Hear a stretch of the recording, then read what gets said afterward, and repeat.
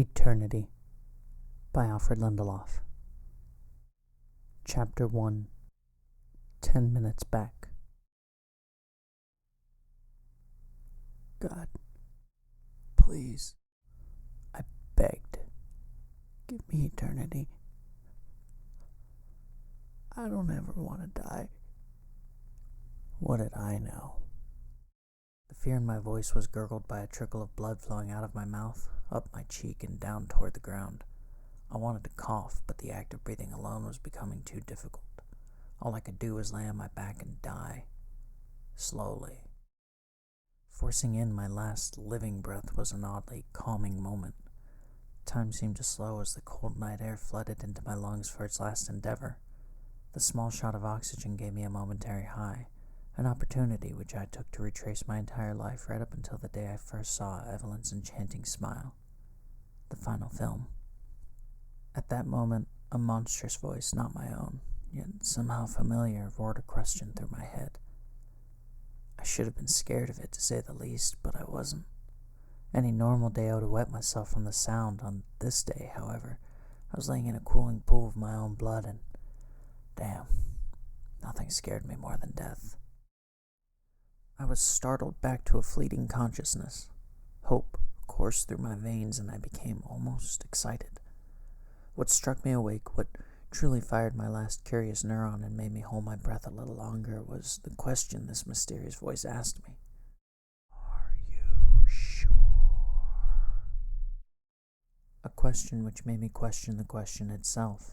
Several thoughts found their way through my collapsing neural net and formed an unstructured idea. Allow me to walk with you on the very same path that my dying brain took. Yes, I'm sure. How are you in my head?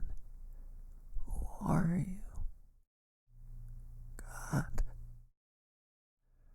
I waited 2 agonizingly slow heartbeats for any answer at all while clinging to life for another second. The voice alone gave me the spirit to hold on, but spirit alone couldn't sustain me. So when the mental echo didn't respond, I released the last of my breath in a gurgled answer out loud. Yes, I want to be with Evelyn. Forever. My voice trailed off as the world turned black and the air froze around me. I slipped into a brief, all-encompassing darkness.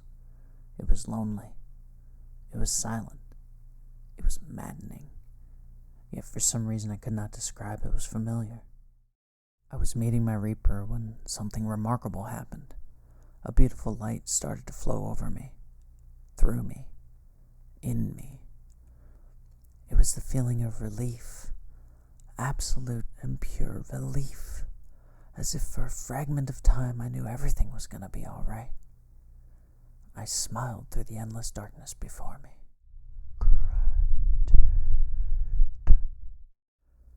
The voice spoke the word, and the word covered and penetrated my body, pulling me out of the darkness and into the light again. It filled every fiber of my being with a happiness that ended one chapter and began something amazing. Then it all faded away.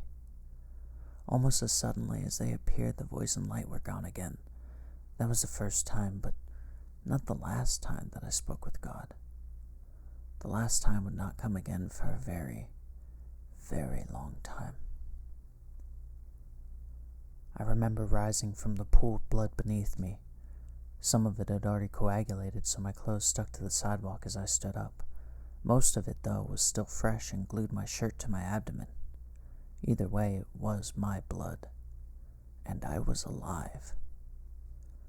Poking my finger through one of the small tears in my shirt, I felt around for the knife's entry wound.